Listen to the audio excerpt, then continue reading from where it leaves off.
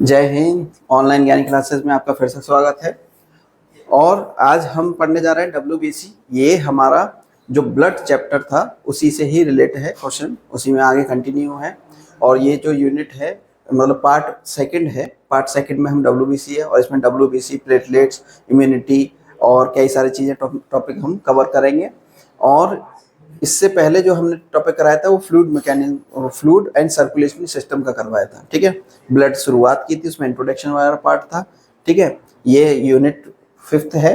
ठीक है, 11th class की ह्यूमन फिजियोलॉजी। ठीक है, उसी से ही ये टॉपिक है। तो यहाँ पर हम शुरू करने जा रहे हैं WBC। क्या होता है WBC? WBC जो है ब्लड का एक पार्ट होता है, यानी कि ब्लड जो है 2 पार्ट्स में डिवाइड था, प्लाज्मा और सेल्स में। प्लाज्मा और सेल्स में से हमने RBCs के बारे में इससे पहले डिस्कशन किया था दूसरी वीडियो में, जो आपके यहाँ पर बेल आइकन वगैरह में दिखाई देगी। ठीक है, तो यहाँ पर ये जो WBC है ये होता है WBC blood white blood carpals. ठीक है, इसका दूसरा नाम है ल्यूकोसाइट। ल्यूकोसाइट में इसलिए बोलते हैं क्योंकि ये वाइट ब्लड होता है। ल्यूकोसाइट मतलब इसमें कोई भी कलर नहीं होता, कलरलेस होती हैं। ठीक है, और इनको इम्यूनिटी के में काफ़ी इनका रोल प्ले होता है। इसमें जो 5 प्रकार की होती है ना, न्यूट्रोफिल्स, बेसोफिल्स, इसिनोफिल, ये जो टाइप्स हैं WBC के। WBC अपने आप में पर्टिकुलर कोई एक पर्टिकुलर सेल नहीं है, इसमें ऑलरेडी 5 तरह की सेल्स रहती हैं, उनको सबको मिलाकर बोला जाता है WBC। RBC से अगर डिफरेंस अगर इसका देखा जाए तो RBC में नॉन न्यूक्लिएटेड होती हैं, मैच्योर RBC, और ये न्यूक्लिएटेड होती हैं। वो उसमें कलर होता है, हीमोग्लोबिन की वजह से रेड कलर की होती हैं, और ये कलरलेस होती हैं। तो ये सब सारी चीज़ें का डिफरेंस है। बाकी these are the largest blood cell, इनमें ब्लड सेल्स बड़ी होती हैं, न्यूक्लिएटेड होती हैं। ठीक है ना, इनका जो लाइफ स्पैन होता है वो छोटा होता है as compared to RBC। RBC का देखा है तो 120 दिन का होता है, इनका थोड़ा छोटा होता है। They are actively amoeboid. ठीक है ना, एमीबॉइड का मतलब है कि इनका जो शेप है ऐसा कोई पर्टिकुलर नहीं है कि कोई एक शेप रहे, लेकिन हाँ बड़ी, छोटी, रेगुलर, राउंड, सब तरह की शेप की रहती है। इनका जो नॉर्मल काउंट है 4000 से लेकर 11000 क्यूबिक पर mm है। ठीक है, ये 2 तरीके से होती है, एक ग्रेनुलोसाइट्स, ठीक है ना, ग्रेनुल्स होती हैं, और एक ग्रेनुलोसाइट्स होती हैं। एक ग्रेनुलोसाइट्स में बस इतना है कि एक WBC की जो कुछ सेल्स हैं उनमें क्या पाया जाएगा, ग्रेनुल्स पाया जाएगा उनके साइटोप्लाज्म में, और एक में साइटोप्लाज्म में ग्रेनुल्स नहीं पाए जाएंगे। बस इतना है, जिसमें न्यूट्रोफिल्स, इसिनोफिल, बेसोफिल ये ग्रेनुलोसाइट्स कहलाती हैं, और ए ग्रेनुलोसाइट्स में मोनोसाइट और लिम्फोसाइट ये ए ग्रेनुलोसाइट्स हैं, जिनमें ग्रेनुल्स नहीं पाए जाते इनके साइटोप्लाज्म में। ठीक है, और जब ये स्टेन वगैरह कराए जाते हैं तो उसका भी फर्क आ जाता है इनकी वजह से। ठीक है, neutrophils the taking the acidic and basic stain, यानी कि ये जो इनका जो नाम है बेसोफिलिक, न्यूट्रोफिलिक, इसिनोफिलिक, ठीक है ना, मोनोसाइट, लिम्फोसाइट, तो इनका जो नाम है इनके एसिडिक नेचर की वजह से, यानी कि जो इनका नेचर होता है, यानी कि एसिडिक या बेसिक नेचर के ऊपर भी रखा है।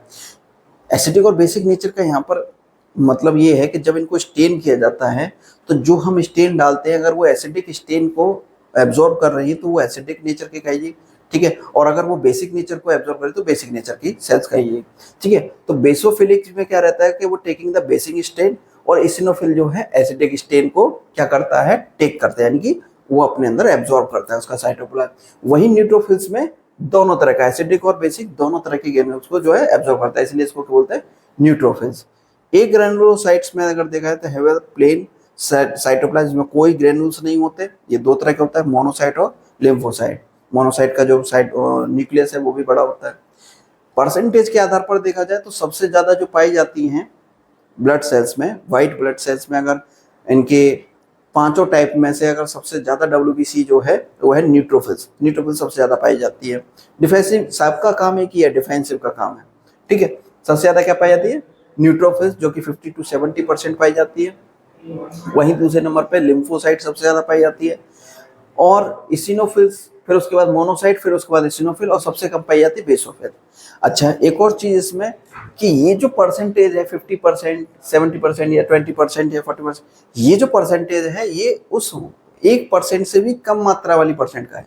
यानी कि टोटल ब्लड जो है, टोटल ब्लड का 55% प्लाज्मा था और 45% उसमें सेल्स थी। उस 45% में से 44% जो RBC थे, 1% प्लेटलेट्स और WBC था। उस 1% में से सबसे ज्यादा क्या पाया जा रहा है, न्यूट्रोफिल्स, और फिर उसमें जो है लिम्फोसाइट। ठीक है, अगर लाइफ स्पैन की बात किया जाए सबकी, तो ग्रेनुलोसाइट्स की जो लाइफ स्पैन होती है, ठीक है, वो 1 से 2 दिन का रहता है। न्यूट्रोफिल्स में स्पेसिफिकली देखा जाए तो 2 से 4 दिन, इसिनोफिल का 8 से 12 दिन, बेसोफिल का 12 से 15 दिन, लिम्फोसाइट्स का जो है मोर देन 2 to 3 डेज का होता है। और ये कभी कभी लिम्फोसाइट्स लंबी भी चलती है, कई ईयर तक चलती है, क्योंकि इनमें लिम्फोसाइट्स में जैसे बी लिम्फोसाइट्स जो है मेमोरी सेल्स की वजह से कुछ लंबे भी जाते हैं, ठीक है, कई कई साल तक भी रहता है। शेप के आधार पर देखा जाए तो न्यूट्रोफिल्स जो है मल्टी न्यूलोब्ड न्यूक्लियस होता है। मल्टी लोब का मतलब है कई सारे लोब्स होते हैं, ठीक है, कई सारे, जैसे गांठें होती है वैसा कई सारे लोब्स में रहता है, कई सारे, ठीक है, लोब्स पाए जाते हैं, मल्टी लोब्ड होता है। और देखो इसमें ब्लू भी स्टेन भी है और रेड स्टेन भी, यानी कि एसिडिक और बेसिक दोनों तरह का स्टेन जो है क्या कर रहा है, एब्जॉर्ब कर रहा है। मिथाइलिन ब्लू और इयोसिन, जो इयोसिन केवल करेगा, ठीक है ना, जैसे इयोसिन इसमें कर रहा है, ठीक है ना, इयोसिन वाला जो है एसिनोफिलिक यानी कि एसिडिक वाला, ठीक है ना, इसमें कैसा बाइलोब न्यूक्लियस है, इसमें कैसा है एसिनोफिल में बाइलोब न्यूक्लियस है, और ये रेड कलर का दिखाई देगा। जब इसको हम माइक्रोस्कोप में देखेंगे तब ये किस तरह की सेल दिखाई देगी, हमें रेड कलर की दिखाई देगी, ये ब्लू कलर की दिखाई देगी बेसोफिल। क्यों दिखाई देगी, क्योंकि मिथाइलिन ब्लू स्टेन को ये क्या कर रही है, एब्जॉर्ब कर रही है। इसका भी न्यूक्लियस कैसा है, बाइलोब, इसका भी कैसा है, बाइलोब। वहीं मोनोसाइट्स का देखा जाए तो क्लियर साइटोप्लाज्म है, और जो न्यूक्लियस है इसका लार्जर न्यूक्लियस रहता है, ठीक है, काफी और बड़ी सेल्स रहती है मोनोसाइट्स। वहीं लिम्फोसाइट्स में भी लार्जर है, ठीक है ना, और क्लियर साइटोप्लाज्म में nucleus occupied the whole cytoplasm, यानी कि सेल तो छोटी रहेगी लेकिन उनका न्यूक्लियस जो है पूरी सेल को कवर करके रखा हुआ है।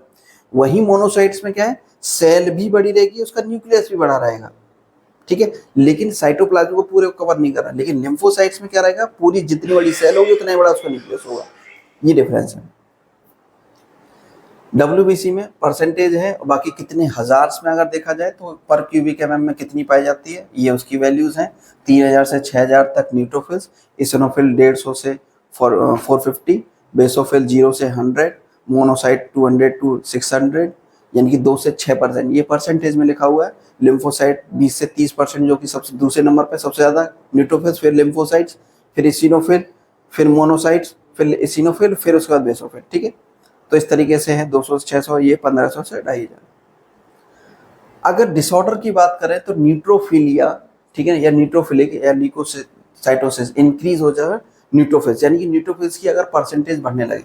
वैसे तो WBC जो TLC है ना, जब हम CBC कराते हैं तो CBC में एक काउंट होता है TLC, टोटल ल्यूकोसाइट काउंट, यानी कि उसमें जब WBC की टोटल मात्रा को शो कराया जाता है कि क्या TLC बढ़ी हुई है।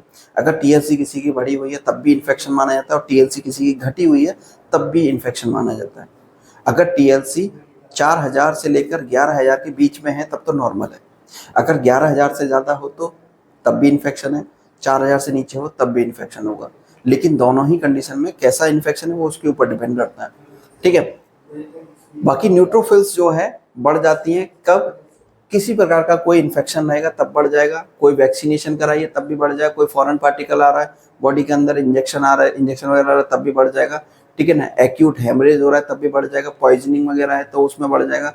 यानी कि neutrophils first line of defence भी बोला जाता है इसको, ठीक है। कभी भी बॉडी के अंदर कुछ भी कोई भी फॉरेन पार्टिकल आ रहा है, अब वो फॉरेन पार्टिकल कोई बैक्टीरियल हो सकता है, वायरल हो सकता है, कोई वैक्सीन हो सकती है, कोई ब्लड हेमरेज हो सकता है, कोई चोट हो सकती है, कुछ भी हो सकता है। तो सबसे पहले अगर लड़ने के लिए जो सबसे पहले आएगा डिफेंस में, जो सबसे पहले जो वर्क करेगा हमारी ब्लड से, वो न्यूट्रोफिल्स होंगे। न्यूट्रोफिल्स सबसे पहले अपनी संख्या को डबल करते हैं, मतलब बढ़ाते हैं, तेजी से बनते हैं और ज़्यादा संख्या में इंक्रीज करते हैं और सबसे पहले लड़ते हैं।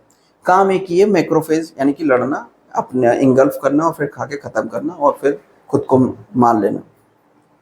न्यूट्रोपीनिया मतलब डिक्रीज द न्यूट्रोफिल्स काउंट, कौन कौन सी कंडीशन में इनकी मात्रा घट भी सकती है, कौन कौन सी कंडीशन में, ट्यूबरकुलोसिस अगर किसी को TB हो, टाइफाइड अगर हो, ऑटोइम्यून डिसीज हो। अगर जैसे टाइफाइड में जैसे किसी का TLC, टाइफाइड के केस में क्या होता है, TLC उसकी घट जाती है, TLC मतलब टोटल ल्यूकोसाइट काउंट उसका घट जाता है, 4000 से कम हो जाएगा, 3000 या 3500 हो जाएगा, ठीक है। तो उसमें न्यूट्रोफिल्स की भी संख्या उसकी कम मिलेगी। जो 40% के समथिंग था, यहाँ पर 50 से 60% था, उस 50% से नीचे होगा, उसका 40% के समथिंग होगा, ठीक है ना। परसेंटेज न्यूट्रोफिल्स का काउंट क्या हो जाएगा, डिक्रीज हो जाएगा टाइफाइड में। ऑटो इम्यून डिसीज में, ट्यूबरकुलोसिस, बोन मैरो डिसऑर्डर में भी इसका कम हो जाता है। इसिनोफिल की अगर हम बात करें तो increase the eosinophil count, allergic condition, अगर कोई भी बॉडी के अंदर एलर्जी हो रही है, ठीक है, चाहे वो किसी वैक्सीन की वजह से एलर्जी हुई है या किसी बी के काटने से, है ना, या किसी मच्छर के काटने से, या किसी भी चीज़ के काटने से, या कोई दवा हमने अगर मेडिसिन खाई उसकी वजह से एलर्जी हो रही है, तो उस एलर्जी की कंडीशन में क्या होगा, एलर्जी कंडीशन में या अस्थमा में, ठीक है, या कोई पैरासाइट वगैरह का है, तो उस कंडीशन में कर जाएगा, इसिनोफिल क्या हो जाएगा, बढ़ जाएगा। देखा होगा कि किसी किसी व्यक्ति को गंदगी अगर ज़्यादा हो या थोड़ा सा उसको पकड़ लो, कस के पकड़ लो, या उसको कोई मच्छर वगैरह काट लें या कुछ मक्खी वगैरह काट लेती कभी कभी, वो भी तो उस उनकी जो स्किन है ना उसमें रेडनेस काफ़ी ज़्यादा हो जाती है ना, ऐसा एलर्जी, ऐसा खुजली वगैरह होने लगती है, रेडनेस बढ़ने लगती है। तो ऐसी कंडीशन में उन व्यक्तियों को बोला जाता है इसिनोफिलिक, ठीक है ना। कभी तो इसिनोफीलिया हो गया, इसको इसिनोफिलिक पेशेंट है। इसिनोफिलिक का मतलब है कि उनका जो एलर्जी लेवल है, ऑटो इम्यूनिटी जो है वो काफ़ी ज़्यादा मतलब हाइपर कंडीशन में रहती है, उनका इसिनोफिल्स हमेशा हाई मिलेगा। अगर वो इसिनोफिलिक पेशेंट होगा तो उनका इसिनोफिल हमेशा इंक्रीज कंडीशन में मिलेगा, बढ़ा हुआ मिलेगा, ठीक है। इंटेस्टाइनल पैरासाइट या स्कारलेट फीवर हो, ठीक है, फीवर वगैरह में भी इसिनोफिल बढ़ जाता है। इसिनोपीनिया यानी कि डिक्रीज कब होगा, कुशिंग सिंड्रोम में, बैक्टीरियल इन्फेक्शन में, स्ट्रेस अगर हो तब भी इसिनोफिल्स कम मिलेगा। वैसे तो इसिनोफिल वैसे ही कम होता है, अगर जीरो भी अगर लिखा हुआ है तो भी कोई टेंशन नहीं है, लेकिन कभी कभी ज़्यादा ही डिक्रीज हो जाए तब उस कंडीशन में prolonged administration and drug, steroid वगैरह अगर कोई ले रहा है, एपिनेफ्रिन वगैरह ले रहा है, तो उस कंडीशन में भी इसिनोफिल डिक्रीज हो जाता है। बेसोफिल्स की बात करें, इसिनोफिल कितने परसेंट पर हो रहा था, 2 से 4%। अगर 2% से नीचे जाएगा तो जीरो हो जाएगा, तो डिक्रीज माना जाएगा, ठीक है। फिर उसके बाद बेसोफिल, बेसोफिल इंक्रीज कब हो रहा है, small pox, chicken pox, polycythaemia, ठीक है ना। तो इस तरह की कंडीशन में बेसोफिल्स की परसेंटेज बढ़ जाती है, यानी कि बेसोफिल्स बढ़ जाएगा, 1-2% से ज़्यादा हो जाएगा, ठीक है। वहीं अगर डिक्रीज देखा जाए तो यूट्रेसिया, stress, prolonged exposure the chemotherapy, radiation वगैरह, इन सब में कीमोथेरेपी अगर किसी की चल रही तो उस कंडीशन में बेसोफिल्स उसका क्या हो जाएगा, कम हो जाएगा, जिस कंडीशन को क्या बोले, बेसोपीनिया। पीनिया वर्ड अगर कहीं लिखा हुआ है तो मतलब वो कम हो गया है। वहीं अगर पीनिया, जैसे यहाँ पर मोनोसाइट है तो डिक्रीज हो रहा है, सिस लगा हुआ है, साइटोसिस है यहाँ पर, मोनोसाइटोसिस, या फिर फीलिया लिखा हुआ है, फीलिया या साइटोसिस, इस तरीके का कोई वर्ड लिखा हुआ है तो मतलब इंक्रीज कर रहा है, ये बात ध्यान रखना। जैसे लिम्फोसाइटोसिस है, दैट मीन क्या है, इंक्रीज कर रहा है।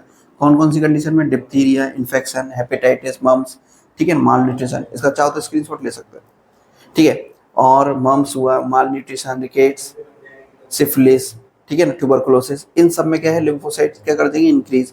घटेगी कब, एड्स में, है ना, HIV वगैरह हो जाए किसी को, हार्ट की डिसीज हो जाए, माल न्यूट्रिशन हो जाए, रेडिएशन थेरेपी वगैरह चल रही हो किसी की, तो उस कंडीशन में लिम्फोपीनिया हो जाएगा उसको, यानी कि लिम्फोसाइट्स उसकी कम हो जाएंगी, घट जाएंगी, ठीक है।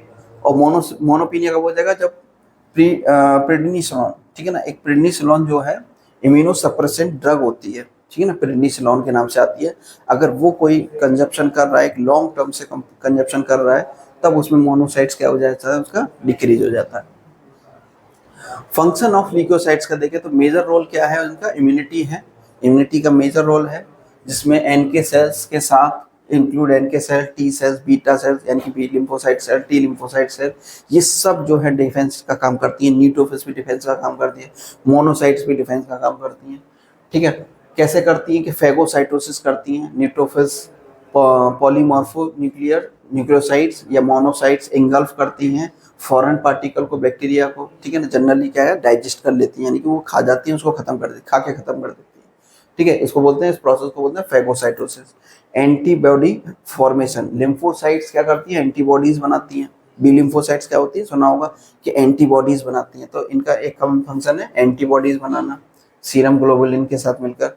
सिंथेसिस करना, किस चीज़ का सिंथेसिस करना, monocyte synthesise the complement protein, ठीक है ना, या कॉम्प्लीमेंट सब्सटेंस, प्रोस्टाग्लैंडिन, इन सब का। प्रोस्टाग्लैंडिन लोकल हार्मोन्स होता है, ठीक है। जैसे कि सेल को सेल दूसरी सेल को ये बताना है कि हमारे सेल्स के ऊपर यानी कि हमारे टिश्यू के ऊपर हमला हुआ है, तो बराबर वाले एग्जेसेंट सेल्स को या टिश्यूज को बताना हो कि हमला हुआ है, इन्फ्लामेशन हुआ है, तो उस कंडीशन में क्या होता है, प्रोस्टाग्लैंडिन हार्मोन, लोकल हार्मोन, इनकी लोकल हार्मोन्स का यहाँ पर वर्ड, हार्मोन्स वर्ड अगर यूज हो रहा है दैट मीन कि कम्युनिकेशन की बात हो रही है, और न्यूरॉन्स की बात हो रही है तब भी कम्युनिकेशन की बात हो रही है। तो न्यूरॉन्स के कम्युनिकेशन के लिए न्यूरो सेल्स होती हैं, ठीक है ना, न्यूरो ट्रांसमीटर उसमें केमिकल होता है। यहाँ पर हार्मोन्स केमिकल जो है एंडोक्राइन जो केमिकल्स कम्युनिकेशन है वो हार्मोन्स के थ्रू हो रहा है। तो लोकल हार्मोन्स का जो है कम्युनिकेशन है आपस में सेल्स का, बड़े स्तर पे होता है, ग्लैंड टू ग्लैंड कम्युनिकेशन होता है। मैन्युफैक्चर और ट्रैपिन्स वगैरह का रहता है।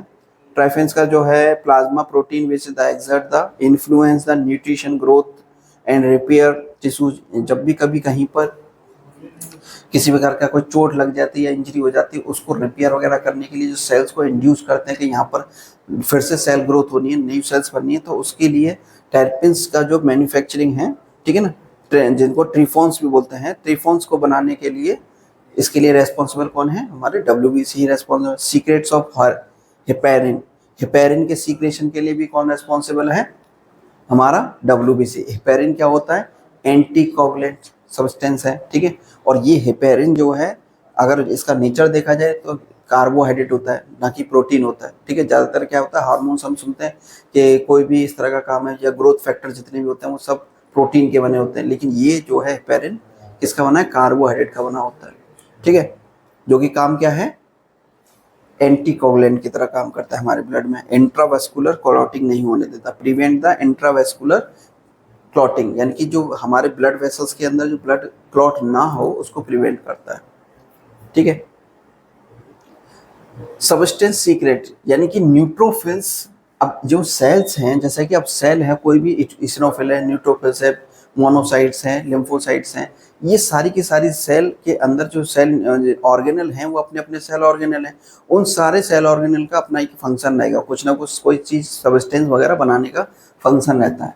तो अगर न्यूट्रोफिल्स की अगर देखा जाए तो ये प्रोटीएज, ठीक है ना, इलास्टिएज, डिफेंसिन्स, ठीक है ना, cathelicidins, NADPH oxidase, platelet activator factor, इन सब को जो है बनाने का काम, यानी कि ये जो सब्सटेंस है ये प्रोड्यूस करती है। ये जो सेल्स होती है इनके अंदर ये प्रोड्यूस होता है, और जो ग्रेन्यूल्स होते हैं ना वो सबसे ज़्यादा हेल्प करते हैं इनके, ठीक है ना, बनाने में। ये जो ग्रेन्यूल्स होते हैं ना इनमें ही इनका मेन काम होता है इस तरह के सब्सटेंस को बनाना, और ये सब्सटेंस बनकर क्या होता है, सीक्रेट किए जाते हैं। सबका अपना अपना फंक्शन है, जैसे कि एंटी माइक्रोबियल एक्शन रहता है डिफेंसिन्स का, ठीक है ना, और ये एंटी बैक्टीरियासाइडल NADPH ऑक्सीडेज का एंड, ठीक है ना, और प्लेटलेट एक्टिवेटर फैक्टर का काम करता है न्यूट्रोफिल्स जब ब्रेकडाउन होती है कहीं पर कोई डिफेंस मैकेनिज्म में, और अगर इंजरी वगैरह हो गई है तो उसमें प्लेटलेट एक्टिवेटर का काम करता है, एग्रीगेशन ऑफ प्लेटलेट। तो कैसे पता चलेगा कि प्लेटलेट को के उनको एग्रीगेट करना है, आपस में जुड़कर जो है प्राइमरी प्लग बनाना है, तो प्राइमरी प्लग बनाने के लिए उनको एग्रीगेट होना पड़ता है, एक साथ जुड़ना पड़ता है। तो वो सबके जो है एक्टिवेट करने के लिए न्यूट्रोफिल्स उसमें रेस्पॉन्सिबल है, प्लेटलेट एक्टिवेटर फैक्टर। तो उसमें प्लेटलेट एक्टिवेटर फैक्टर कहाँ बनना है, न्यूट्रोफिल्स में बनना है।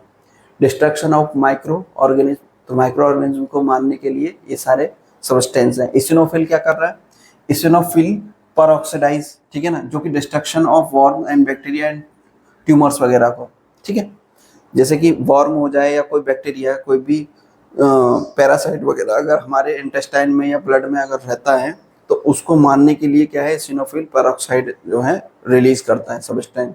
बेसिक मेजर प्रोटीन, ठीक है ना, डिस्ट्रक्शन ऑफ वर्म्स वगैरह को। मेनली जो इसिनोफिल अगर बढ़ जाता है, कभी भी अगर कोई भी स्टमक में वर्म वगैरह रहे, हुकवर्म या कुछ भी, ठीक है, तो उस कंडीशन में भी इसिनोफिल बढ़ जाता है, ठीक है। और बाकी के अगर एलर्जी वगैरह है तब भी इसिनोफिल्स बढ़ जाते हैं, जैसा कि बताया था। इंटरल्यूकेंस 4 और 5, ठीक है ना, जो कि इन्फ्लामेटरी रेस्पॉन्स के लिए रेस्पॉन्सिबल है। बी लिम्फोसाइट्स क्या करते हैं, रिलीज इम्यूनोग्लोबुलिन, इम्यूनोग्लोबुलिन होते हैं IgE, IgM, IgD, ठीक है ना, IgG। तो इस तरीके के जो IgA, तो इम्यूनोग्लोबुलिन के जो बनाने के लिए जो सब्सटेंस है वो कौन बना रहा है, बी लिम्फोसाइट्स बना रही है। तो डिस्ट्रक्शन ऑफ इन्वेडिंग ऑर्गेनिज्म, जो ऑर्गेनिज्म होते हैं जो फॉरेन पार्टिकल है उनके अंदर घुसने का काम भी कौन करता है, इम्यूनोग्लोबुलिन, उनको मारने का काम करता है। ट्यूमर नेक्रोसिस, ट्यूमर नेक्रोसिस का मतलब है, नेक्रोसिस का मतलब होता है किसी भी तरह के किसी भी सेल को डिस्ट्रॉय करना, परमानेंट डेथ करना। ठीक है। तो जितने भी ट्यूमर सेल्स होती हैं, कैंसर सेल्स होती हैं, उनको मारने का काम, ठीक है ना, उनको मारने का काम कौन कर रहा है? Tumour necrosis factor. तो उसको बनाने का काम कौन कर रहा है? यहाँ पर लिम्फोसाइट से सब्सटेंस रिलीज हो रहा है। कीमोकाइनिस वगैरह भी किसी से, कीमोटैक्सिस वगैरह का इनका फंक्शन है। बेसोफिल क्या रिलीज कर रहा है? हेपेरिन। अभी हमने पढ़ा था इससे पहले कि उसका फंक्शन होता है हेपेरिन को जो है सीक्रेट करना। लेकिन कौन सी डब्ल्यूबीसी सीक्रेट करती है? बेसोफिल, जो कि कम मात्रा में पाई जाती है लेकिन फिर भी सीक्रेट करती है। क्या करती है? Heparin, histamine, bradykinin, serotonin, protease, ठीक है ना, इंटरल्यूकेन-4, इस सब का सीक्रेशन कौन कर रहा है? बेसोफिल्स कर रहा है, जो कि प्रिवेंट करता है इंट्रावेस्कुलर क्लॉटिंग फैक्टर की तरह, ठीक है, जो कि इंट्रावेनसली ब्लड को क्लॉट ना होने दे। इन सब के ये अपने अपने फंक्शन है।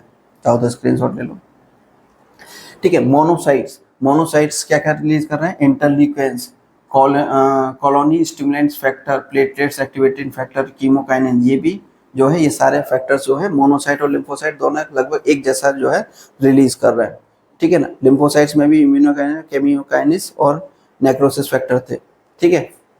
तो ये क्या करते हैं? Accelerate the inflammatory response, same function ही है, एग्रीगेशन ऑफ प्लेटलेट्स, ठीक है ना, और कीमोटैक्सिस वगैरह।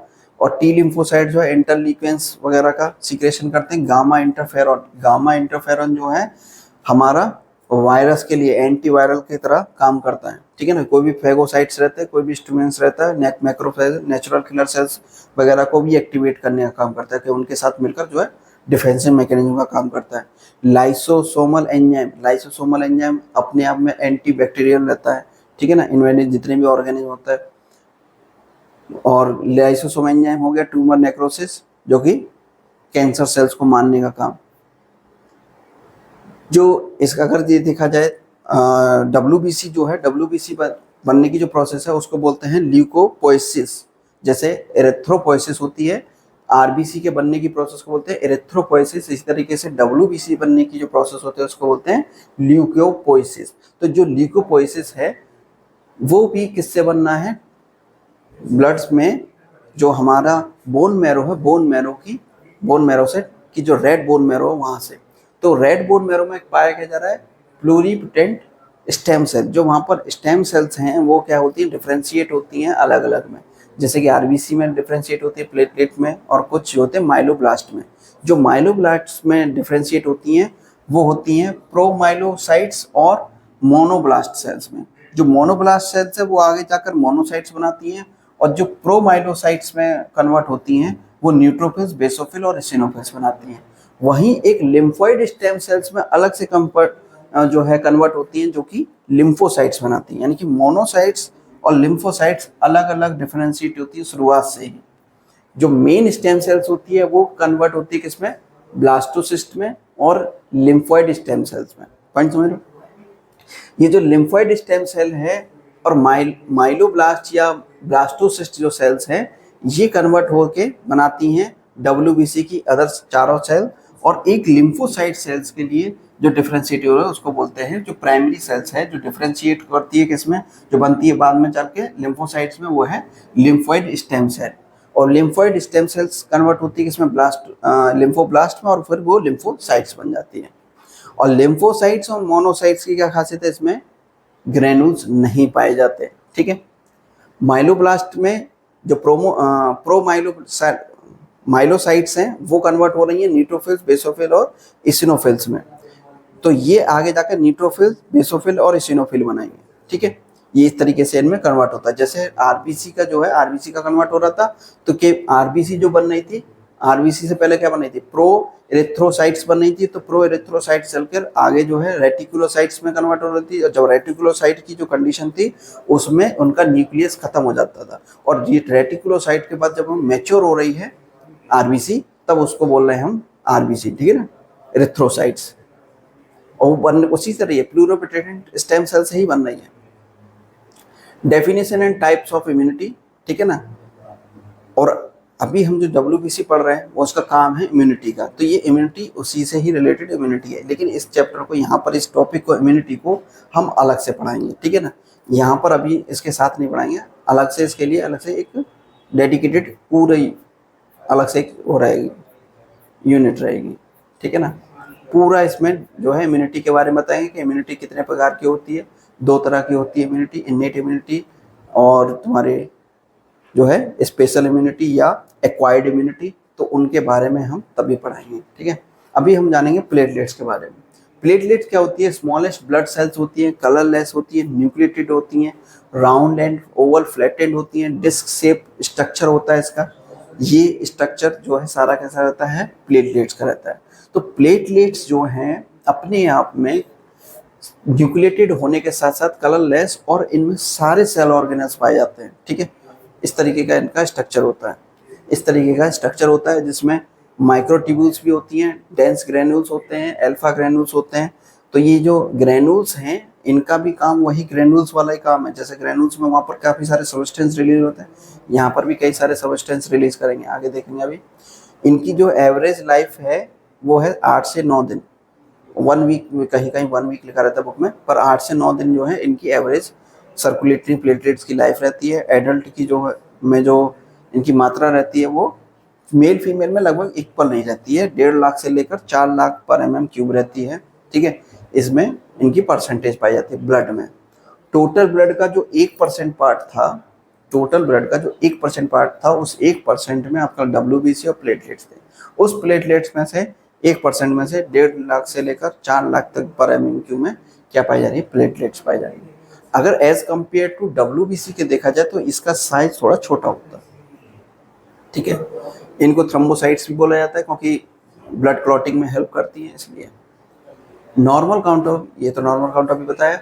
अगर इसका फिजियोलॉजिकल इसका फैक्टर देखा जाए तो एज जो है इनकी 1 लाख से लेकर 2 लाख तक रहती है, ठीक है ना, जो कि normally 3rd month of birth में, ठीक है ना, यानी कि 2 लाख तक पाई जाए, 1.5 से 2 लाख तक जो है एवरेज रहते हैं। और सेक्स में अगर देखा जाए तो सेक्स में कोई ऐसा डिफरेंस नहीं रहता, जैसा मतलब मेल और फीमेल में लगभग एक जैसा रहता है।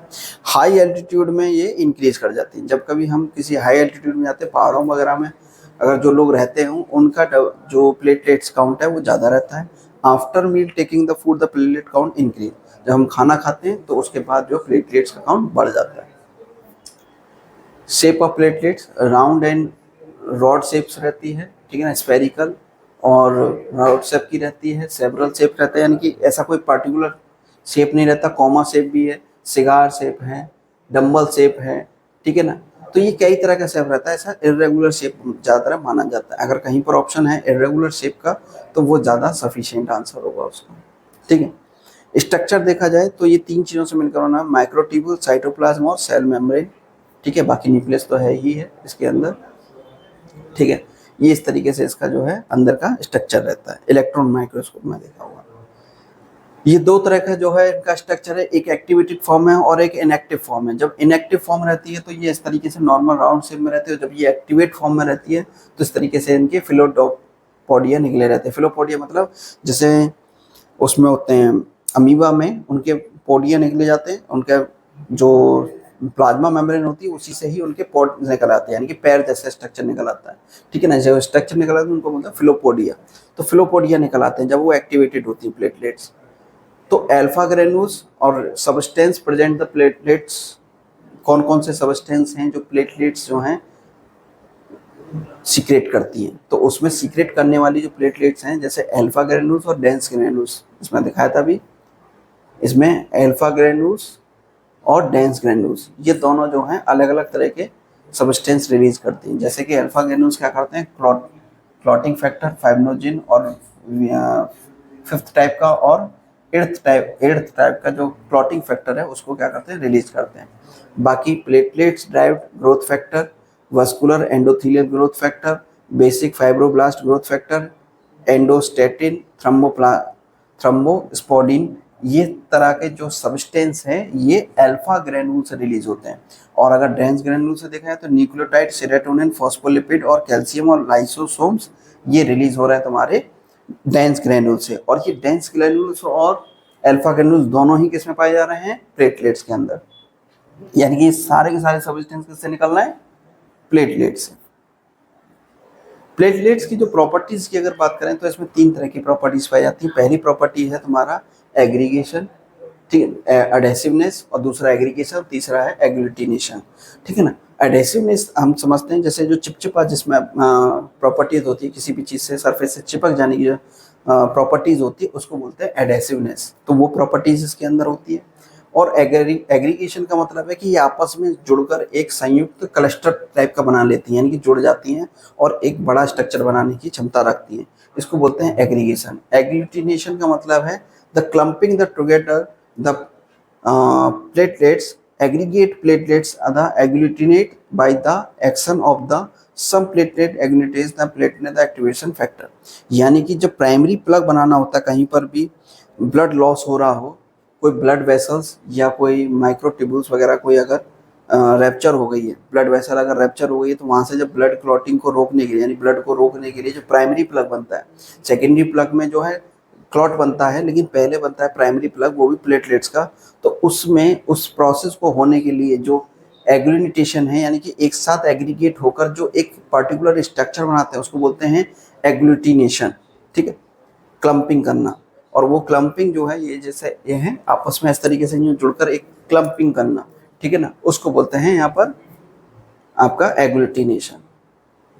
फंक्शन की अगर बात करें हम तो प्लेटलेट्स के अपने कई सारे फंक्शन हैं, जैसे कि सबसे ज़्यादा इनिशिएट फंक्शन है इसका ब्लड क्लॉटिंग करना, यानी कि ब्लड को रोकना, ब्लड लॉस को रोकना। दूसरा फंक्शन है रिपेयर द कैपिलरी एंडोथीलियम, जो एंडोथीलियम है उसको फिर से रिपेयर करना। क्यों रिपेयर कर सकते हैं? क्योंकि इसमें कई तरह के ग्रोथ फैक्टर्स वगैरह जो है रिलीज होते हैं, ठीक है, न्यूक्लियोटाइड लाइसोसोम वगैरह। दूसरा है homeostatic mechanism, the process the seem the play the dual function platelet such as the agglutination and coagulation, they are the from the homeostatic plug। Haemostatic plug, haemostatic plug का मतलब है कि जो primary plug जो बना रहे थे agglutination और एग्रीगेट होकर साथ में एक साथ जुड़कर एग्रीगेट होकर और एग्लूटिनेशन के साथ मिलकर डुअल नेचर के साथ क्या बना रहे थे, ये हीमोस्टैटिक मैकेनिज्म, यानी कि ब्लड को रोकने के लिए पहली प्राइमरी दीवार बना रहे थे, ठीक है ना, उसको बोलते हैं हीमोस्टैटिक प्लग। फिर उसके बाद है hasten clot retraction, speed of the clot retraction synergis is the directly proportional to the number of platelets present। जो ये प्राइमरी प्लग बन जाता है उसके बाद जब परमानेंट प्लग बन जाता है, क्लॉट बन जाता है, क्लॉट के बाद उसमें एक रिट्रैक्शन होता है, यानी कि आपस में एक दूसरे को सिकुड़ कर खींचते हैं, उसको बोलते हैं रिट्रैक्शन। हेस्टेंस क्लॉट रिट्रैक्शन, जब क्लॉट पूरे जितना ज़्यादा उसमें प्लेटलेट्स होंगे तो वो उतना ही ज़्यादा रिट्रैक्ट करेगा, यानी कि खींचेगा। जैसे क्लॉट बनने के बाद देखा होगा कि स्किन थोड़ी सी खिंचती हुई महसूस होती है, वो जो खिंचती हुई महसूस हो रही है उसका जो मेन रीजन है खिंचने का वो है प्लेटलेट। प्लेटलेट आपस में जो है श्रिंक कर रही होती है उस कंडीशन में, ठीक है ना, तो वो रिट्रैक्ट कर रही होती है जिसकी वजह से डायरेक्टली प्रोपोर्शनल होता है उसके। Activator and inhibitor the platelets, platelets को कौन एक्टिवेट कर सकता है, कौन उसको जो है इनहिबिट करेगा, ठीक है ना, इसके अलग अलग वो हैं फैक्टर्स हैं, जैसे कि इनके जो प्रॉपर्टीज़ हैं एडेसिवनेस, एग्रीनेस और एग्लूटिनेशन। लेकिन इसको एक्टिवेट करना यानी कि दो तरह का था, एक इनएक्टिव फॉर्म में प्लेटलेट्स हैं। अब हर समय अगर क्लॉटिंग ये एक्टिवेट रहेंगी तो ब्लड वेस्कुलर के अंदर यानी कि ब्लड वेसल्स के अंदर ब्लड जो है क्लॉट करने लगेगा, लेकिन वो क्लॉट ना हो उसको प्रिवेंट करने के लिए हेपेरिन है, लेकिन हेपेरिन भी एक लिमिट होती है कि हर उसको रोकने की, ठीक है ना। अगर ये एक्टिवेट हो जाएं प्लेटलेट्स, ठीक है ना, और एक्टिवेटेड फॉर्म में रहेंगे तो बीच बीच में कुछ कुछ क्लस्टर बनाते रहेंगे जो कि बाद में नुकसान दे सकते हैं, ठीक है ना, कहीं पर भी जाकर ब्लॉकेज कर सकते हैं, ठीक है। तो एक्टिवेटर ऑफ प्लेटलेट, जब भी कभी रैप्चर हो रहा है तो उसको एक्टिवेट करने के लिए, प्लेटलेट्स को एक्टिवेट करने के लिए सबसे ज़्यादा रेस्पॉन्सिबल रहता है कोलेजन, ठीक है ना। और ये कोलेजन कहाँ से आता है? जो ब्लड वेसल रहती है एंडोथीलियम, जो ब्लड वेसल की जो एंडोथीलियम होती है जब वो रैप्चर होती है तो वहाँ से कोलेजन फाइबर्स निकलते हैं। वो कोलेजन फाइबर जैसे ही प्लेटलेट से के टच में आते हैं तुरंत उसको एक्टिवेट कर देते हैं, और जैसे ही एक्टिवेट कर देते हैं तो और जितनी भी जो प्लेटलेट्स होती हैं वो आपस में कम्युनिकेट करके एग्रीगेट करना कर शुरू कर देती हैं। इसी को बोलते हैं एग्रीगेशन ऑफ प्लेटलेट्स, जो कि उसका सेकेंड स्टेज रहती है ब्लड क्लॉटिंग की। तो वॉन बिलीवर्ड फैक्टर ये भी उसको क्या करता है? एक्टिवेट करने का काम करता है, ठीक है। थ्रोम्बोएक्सिन A2 ये भी ये एक्सट्रांसिक फैक्टर है। प्लेटलेट एक्टिवेट फैक्टर ये भी प्लेटलेट यानी कि एक प्लेटलेट दूसरे प्लेटलेट को एक्टिवेट करने का काम है। थ्रोम्बिन, ATP, कैल्शियमाइन भी इसको एक्टिवेट कर सकती है, प्लेटलेट को एक्टिवेट करने का काम करती है, ठीक है।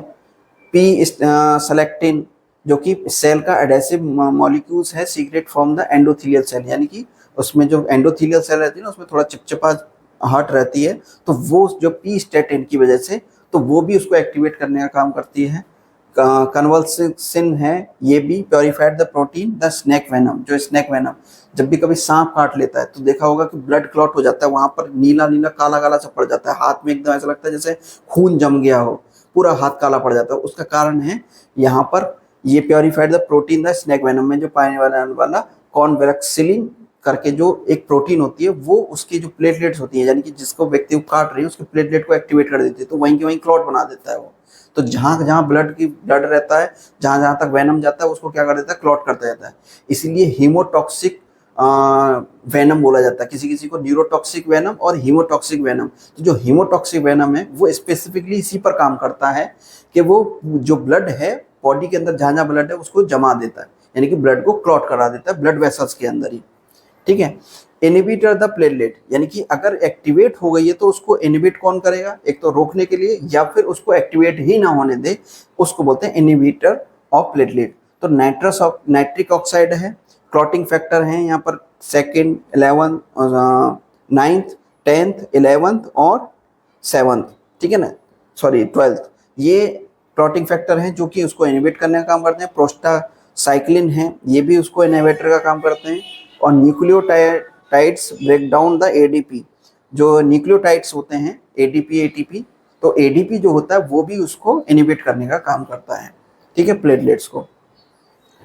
बाकी थ्रोम्बोसाइटोपिनिया, पीनिया जहाँ वर्ड लगा रहेगा मतलब कि उसका जो है डिक्रीज कर रही है, पीनिया जैसे एनीमिया हो गया, एनीमिया पीनिया, यहाँ जो पीछे इनिया वर्ड करके लगा रहता है पीनिया, वहां पर डिक्रीज कर रही है। तो प्लेटलेट जब काउंट डिक्रीज कर रहा होता है उसको बोलते हैं थ्रोम्बोसाइटोपिनिया, जो कि 4 लाख से 1.5 लाख से लेकर 4 लाख तक जो है इसकी परसेंटेज पाई जाती है, लाख पर mm³ पाई जाती है प्लेटलेट। और अगर वो 1.5 लाख से कम जाने लगे तब उस कंडीशन को बोलते हैं थ्रोम्बोसाइटोपिनिया।